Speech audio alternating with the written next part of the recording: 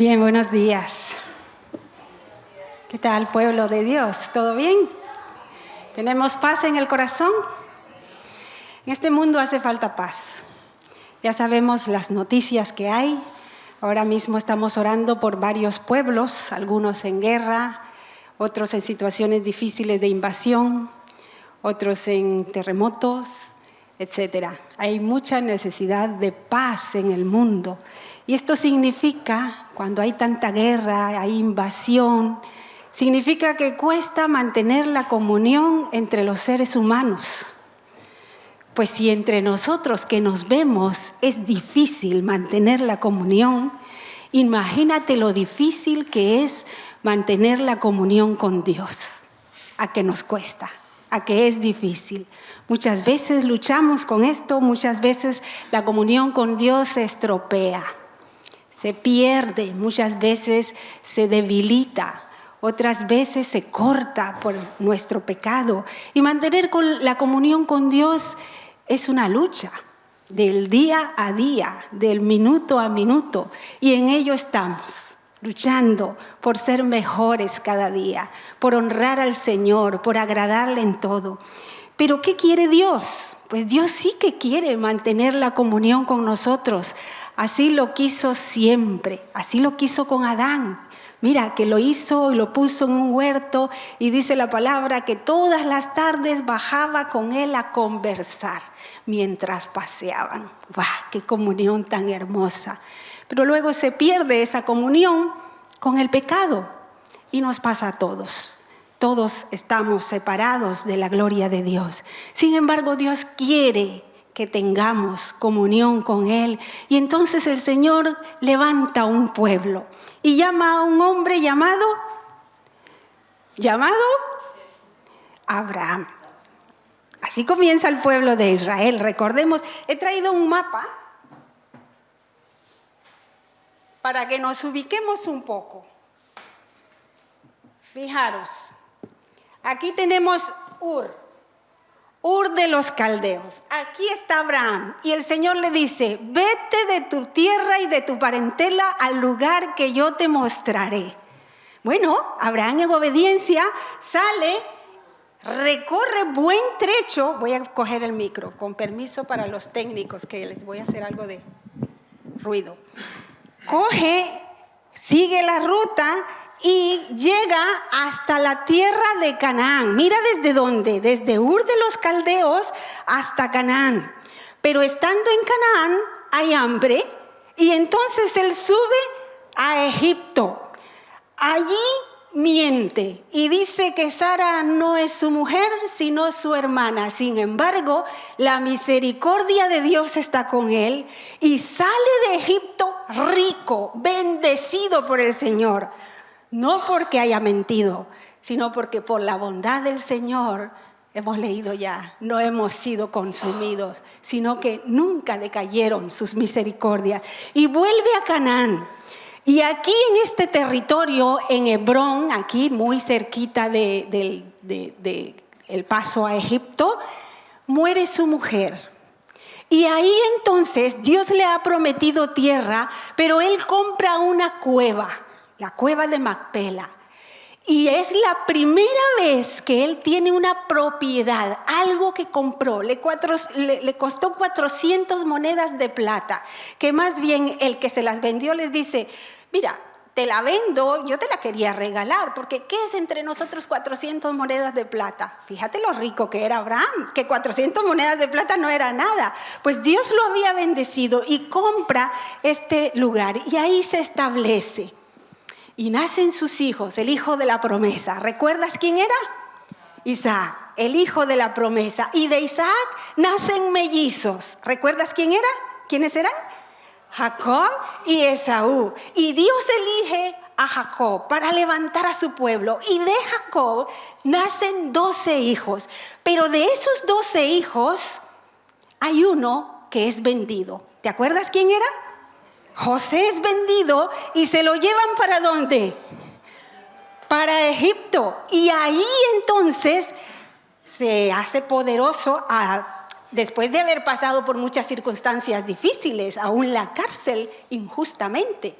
Pero él mismo le dice a sus hermanos: vosotros pensasteis mal de mí, pero Dios lo encaminó a bien, porque Dios tiene misericordia. Y él mismo les dice: Dios me ha enviado a este lugar para prevención de vuestra vida.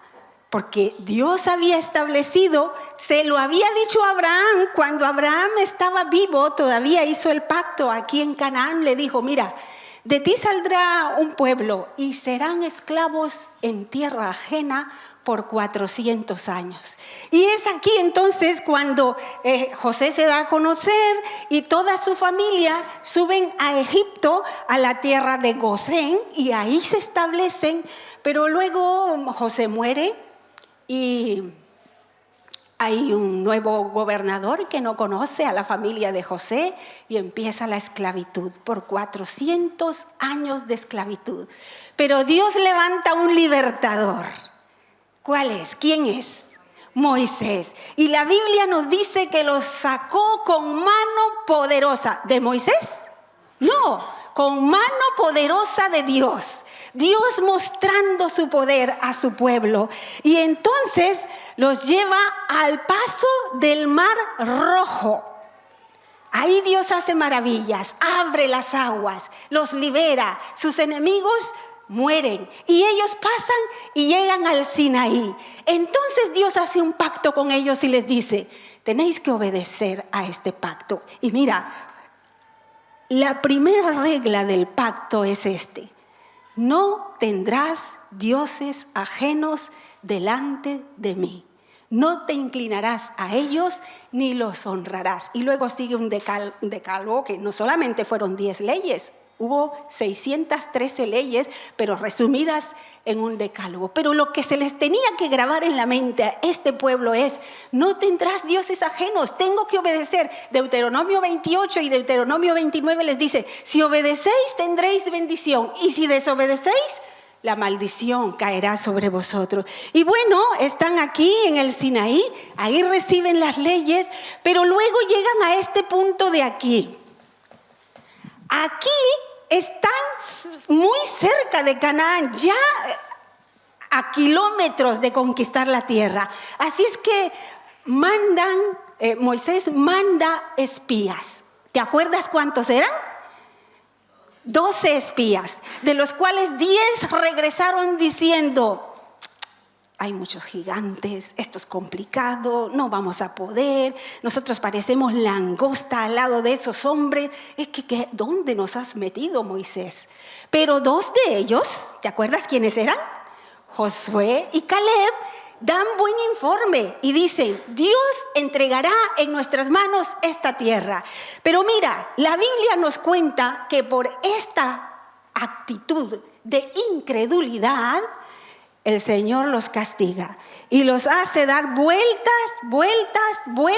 por el desierto. ¿Durante cuánto tiempo? 40 años anduvieron errantes. Y bueno, muere Moisés, el mismo Moisés no pudo entrar a la tierra prometida. Sin embargo, Moisés sigue con ellos y hace un recorrido y ahora tienen que entrar por aquí, por esta zona de aquí.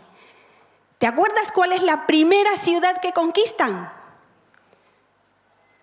La primera ciudad que gritaron y los muros cayeron. Jericó, la primera conquista que hacen, entran por aquí. Y el Señor les ha enseñado que Él pelea por su pueblo. Y con esta mente, con esta actitud, ellos han conquistado la tierra. Y mira, aquí tenemos la conquista. Todo este territorio les dio el Señor y los estableció. Ahora sí, vamos a entrar a nuestro estudio, porque en nuestro estudio nos va a enseñar un detalle con relación a lo que ocurrió ya en este lugar, habiendo adquirido posesión de la tierra, habiendo visto la bendición de Dios, habiendo llegado a la tierra, la Biblia nos cuenta que Josué muere. ¿Te acuerdas? La semana pasada el pastor David estuvo contándonos que David antes de morir les dijo, escogeos hoy, Josué antes de morir les dijo, escogeos hoy a quién servir. Si a los dioses de aquí o al Dios de nuestros padres, pero yo y mi casa serviremos al Señor. Y el pueblo le promete a Josué y al Señor, sí, a nuestro Dios serviremos y solo a Él adoraremos. Bien, dice Josué, establezcamos un testigo y pone una piedra de testigo. Esto será testigo. Cuando vuestros hijos pregunten por qué está esta piedra aquí, recordarles que vosotros habéis prometido que seguiréis al Señor. Y entonces se levanta una nueva generación, pero ¿qué pasa?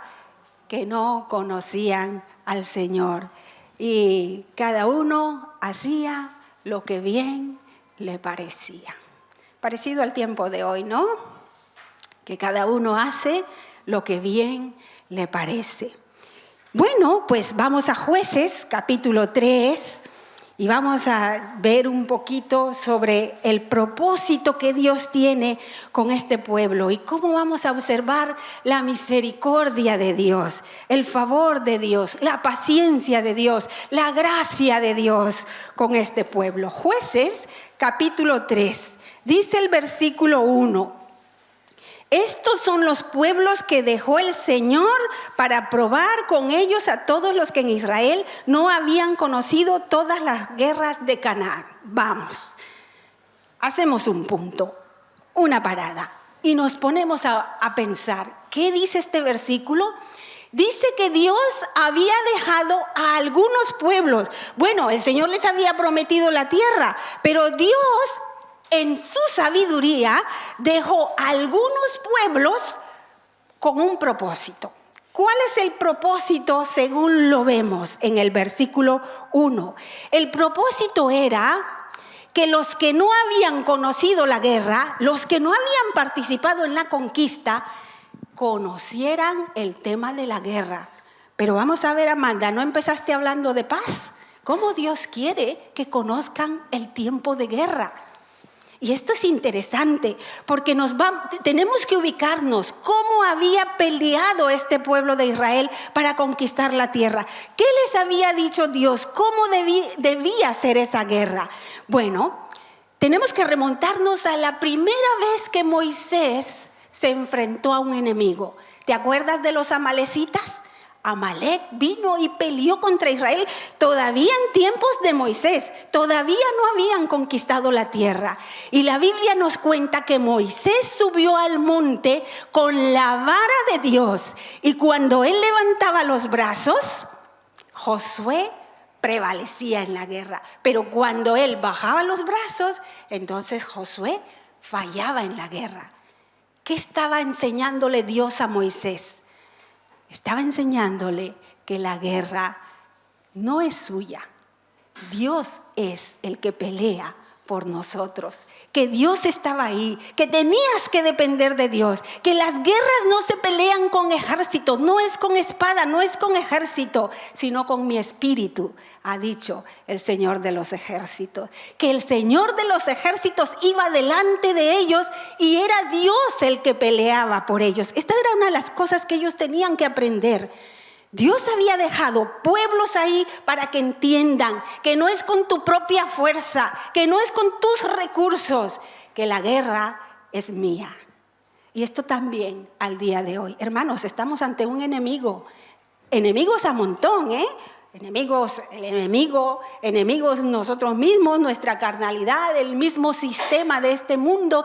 Nos enfrentamos a tentaciones, nos enfrentamos a ambientes de ansiedad, de preocupación, a estrés. ¿Y qué vas a hacer?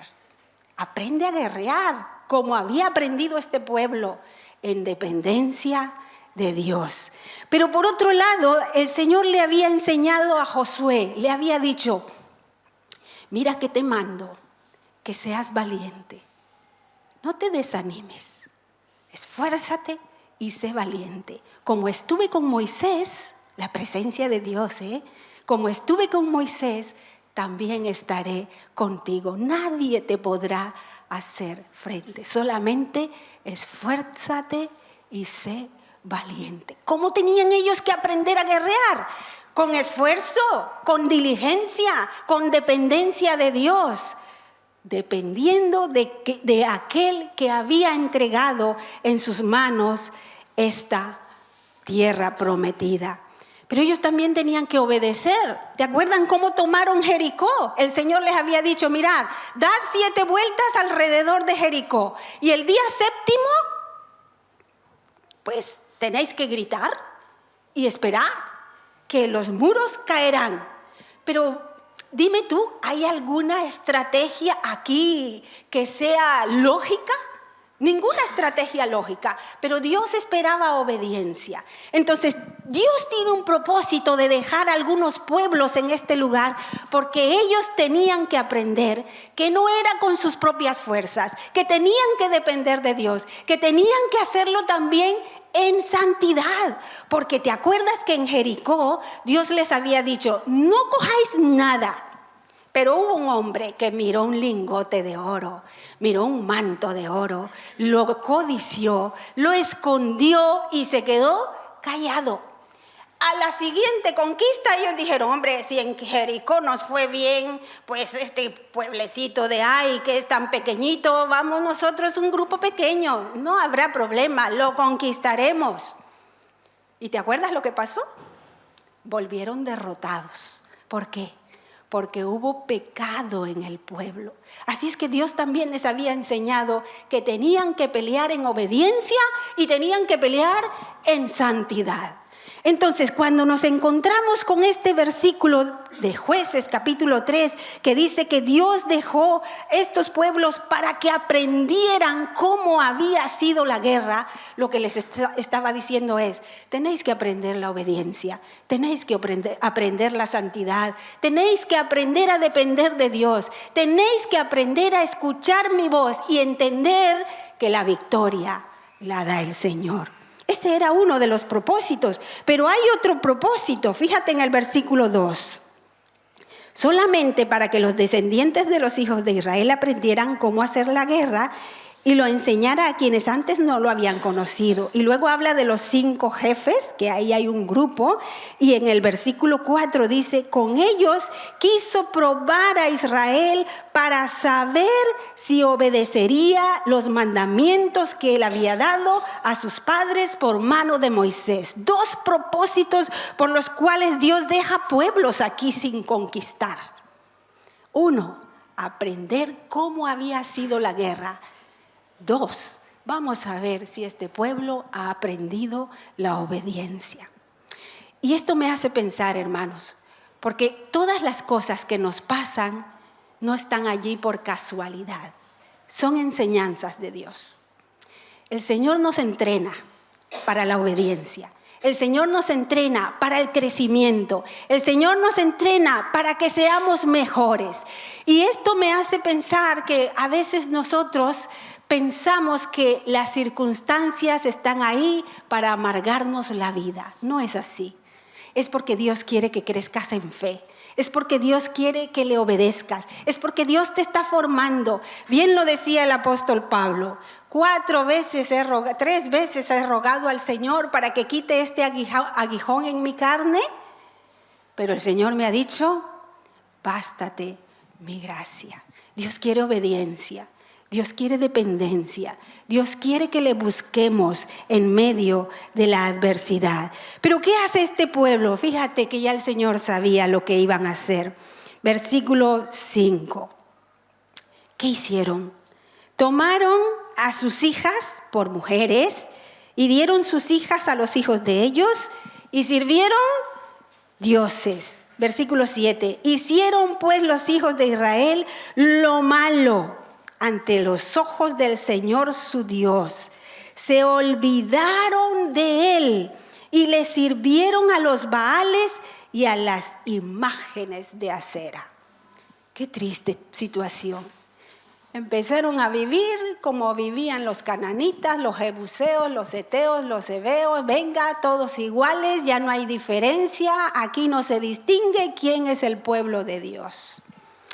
Cuidado con esto, porque podemos también nosotros caer en este peligro. Vivir como que no somos pueblo de Dios. Y ellos empezaron a mezclarse. Se olvidaron de Dios y empezaron a adorar a los Baales y al Dios de Acera. ¿Y el primer mandamiento cuál era? No tendrás dioses ajenos delante de mí. Habían quebrantado la ley del Señor. Se habían olvidado del Señor. ¿Ves qué difícil es mantener la comunión con Dios? Rápido se nos olvida lo que Dios ha hecho. Rápido se nos olvida las promesas que le hemos hecho al Señor, si es que habían prometido. Rápido se nos olvida las maravillas del Señor. Es fácil olvidar a Dios en un ambiente donde todo mundo sigue una ruta diferente. Llevemos cuidado con eso, porque mira que el versículo 9 dice, el versículo 8 dice, por eso la ira del Señor se encendió contra ellos y los entregó en manos de Cusán-Risataim, rey de Mesopotamia, al cual sirvieron durante 8 años. Mira, ahora la ira del Señor se enciende contra ellos y mira dónde estaban. Pero ¿qué pasa? Que viene el rey de Mesopotamia. Mesopotamia es todo esto. Toda esta región ahora viene contra ellos. Ya no solamente son los que están aquí cerquita, ahora vienen reyes del más allá, desde Mesopotamia, a hacerles la contra a este pueblo de Dios. La ira de Dios se encendió contra ellos. Ahora, esto es importante que entendamos que la ira de Dios es para bien. Parece contradictorio, pero es para bien. Y continuando con la lectura que hizo Laura, ella hablaba de Lamentaciones, capítulo 3. Hay un versículo que me llama mucho la atención, siguiendo la línea esa de Lamentaciones. Mira lo que dice. Lo busco. Lamentaciones, capítulo 3, versículos 31 y 32 dice, el Señor no rechaza para siempre, antes bien, si aflige, también se compadece según su gran misericordia, pues no se complace en afligir o entristecer a los hijos de los hombres. La ira de Dios se enciende contra este pueblo, pero esto también es parte de la misericordia del Señor. Me encanta este trozo que dice, se compadece de ellos según su gran misericordia, por eso les aflige.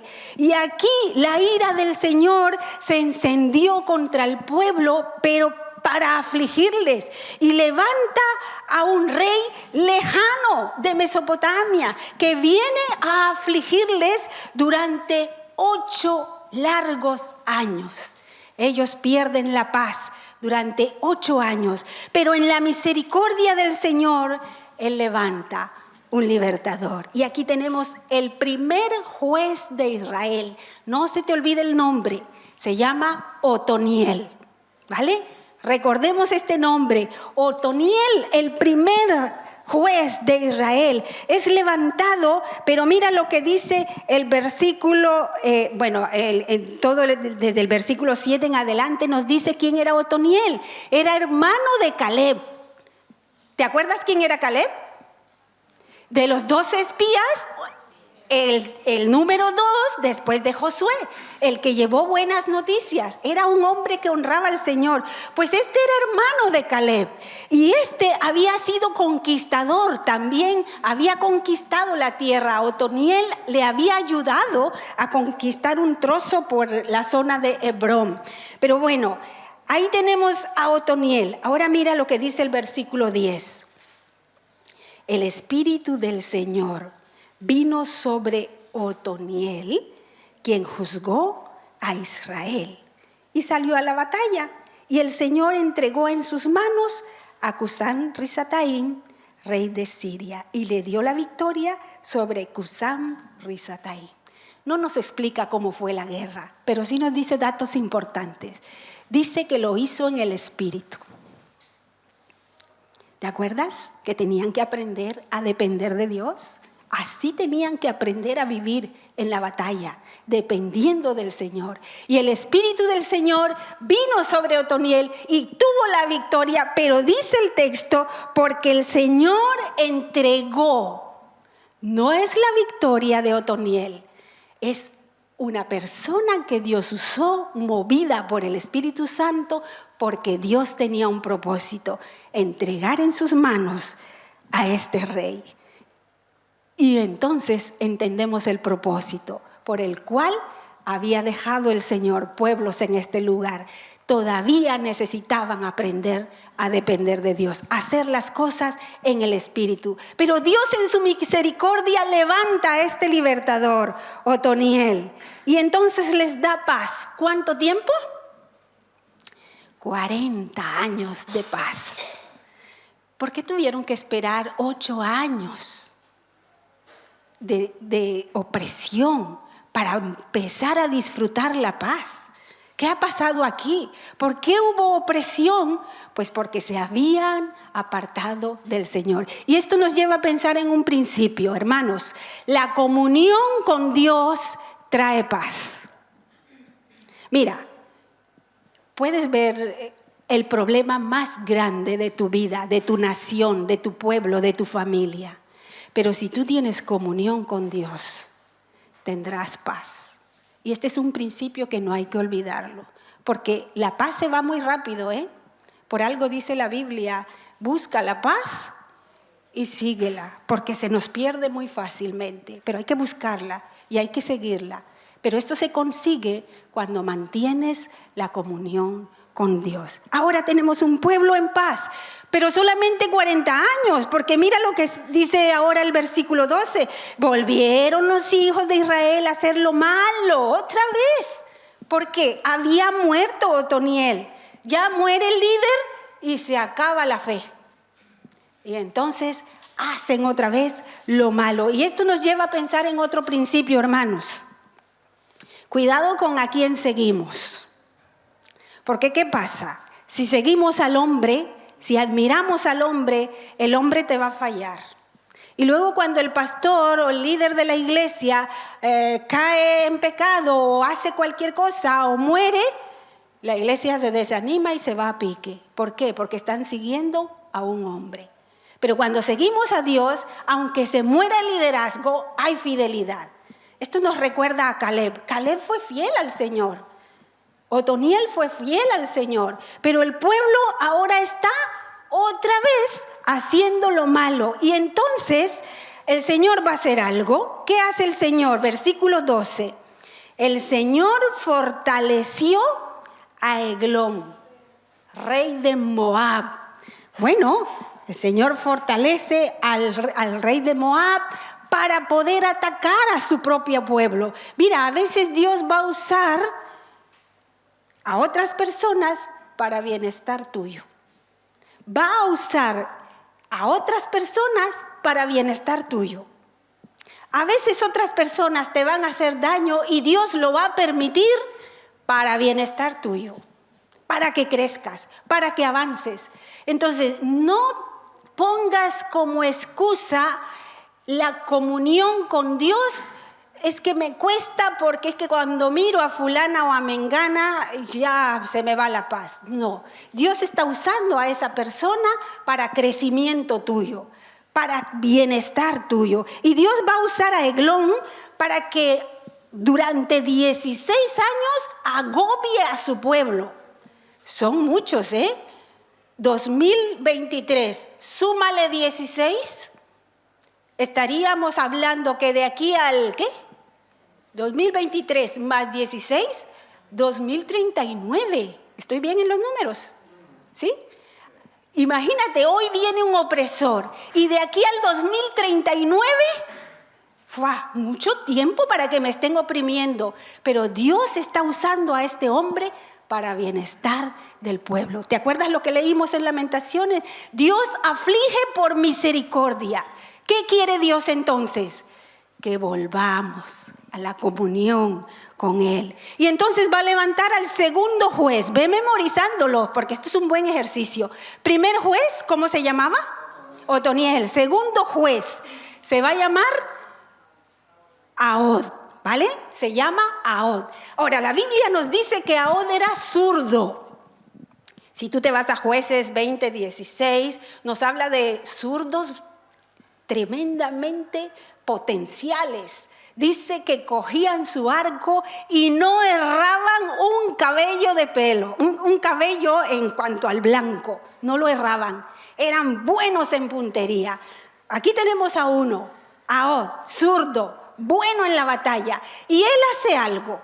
Él se hace una espada o un cuchillo o un puñal, pero que mide 2 metros, medio metro. Larguito, no era tan corto. Pero como él era zurdo, se lo esconde en el lado derecho. Al lado derecho se lleva la espada, porque con la derecha coges la espada, pero él era izquierdo. Y cuando lo eligen a él, lo eligen para que vaya a pagarle el tributo a este rey. Él tiene un plan trazado. Lo podrás leer en casa. Pero una de las cosas que él hace es que entrega el tributo al rey. ¿Todo bien? El rey era, dice, gordo. Nos dice la Biblia que era muy gordo. Estaba sentado, no se levantaba. Recibe el tributo. Ahod sale, pero cuando sale de la ciudad y mira esos ídolos, él ya tenía pensado su plan. Le dice a su gente, quedaos aquí, ya vuelvo. Regresa al palacio donde está el rey y les dice a los sirvientes, yo tengo que decirle algo al rey, pero en secreto. Vale, lo hacen pasar, pero ahora el rey tiene tanto calor que está en el patio de su casa, en las afueras, en la parte del verano, donde pasaba el verano. Entonces, Ahod entra. Y como el rey está echándose el fresco, pues está tranquilo, está relajado. Le dicen, hay un hombre que ha vuelto, que tiene un secreto para ti, que pase. ¿Es secreto? Sí, calla, calla. Y saca a todos, vosotros iros, que este hombre trae un secreto para mí. Pero en tanto salen todos, se cierran las puertas, Ahod lo que hace es que se acerca para decirle un secreto, pero en realidad lo que hace, como era zurdo, llevaba la ventaja. El rey seguramente estaba viendo su mano derecha, pero él era zurdo, saca su cuchillo y la Biblia dice que ahí le dio muerte. Luego sale callado, cierra las puertas, echa el cerrojo y se va. ¿Y qué piensa la gente del palacio? Pues que el rey, como está afuera, seguro que está en el aseo.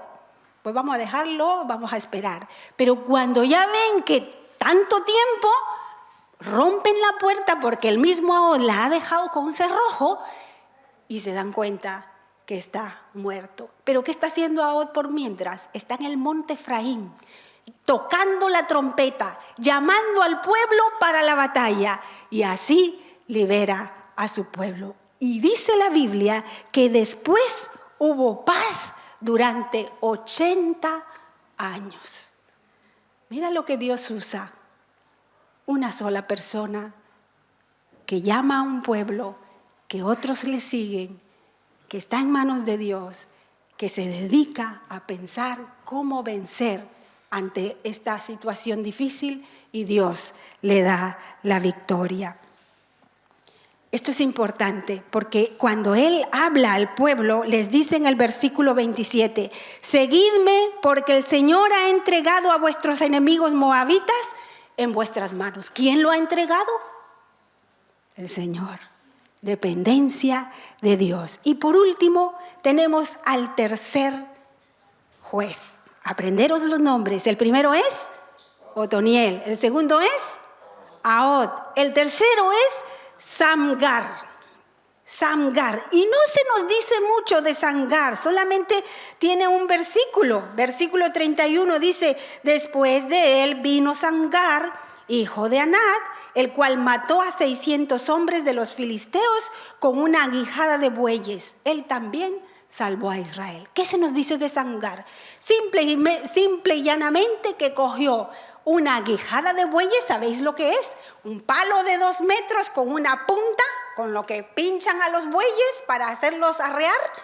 Pues con eso mató a 600 hombres. El Señor lo usó para liberar. Y la Biblia nos dice que hubo paz, pero volvía la guerra. Hubo paz, pero volvía la guerra. Hubo paz, pero volvía la guerra. De tal manera que esta no era una paz eterna, era una paz temporal. Pero ¿sabes qué?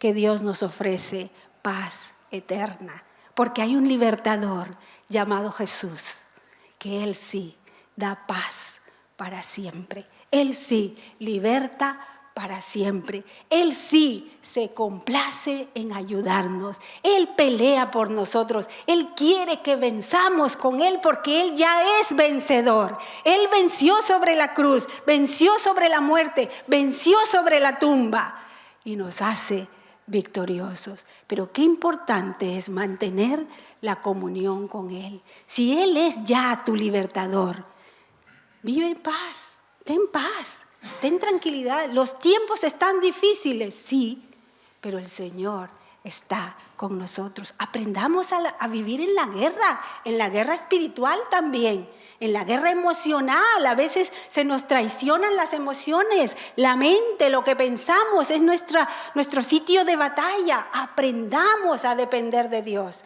aprendamos a confiar en el Señor, aprendamos que Él pelea por nosotros. A veces nos agobiamos con las finanzas. Hermano, ¿cuántas veces el Señor te ha mostrado que nada te faltará? ¿Y por qué te lo tiene que mostrar otra vez? Ya debiste superar eso. ¿No te parece que a veces el Señor nos lo enseña una y otra, pero no, como que no lo superamos y no avanzamos, y en la misma lucha que debimos haber superado con tantas evidencias que nos ha dado ya el Señor, caemos en las mismas luchas? Nos pasa lo que a este pueblo, lo mismo, pero Dios tiene misericordia. Dios es un Dios lleno de gracia, lleno de bondad, y levanta un libertador para que vivamos en paz con Él. Esa es la paz que debes disfrutar. Es más, el fruto del Espíritu es amor, gozo, paz. Ten paz. Pero primero tienes que tener paz con Dios. Y eso te hace pensar en tener paz entre nosotros. Y aunque vengan situaciones adversas, podrás descansar y aprender como aprendió este pueblo, que en medio de la batalla el Señor da la victoria. Así es que sigamos adelante confiando en el amor y el poder de Dios.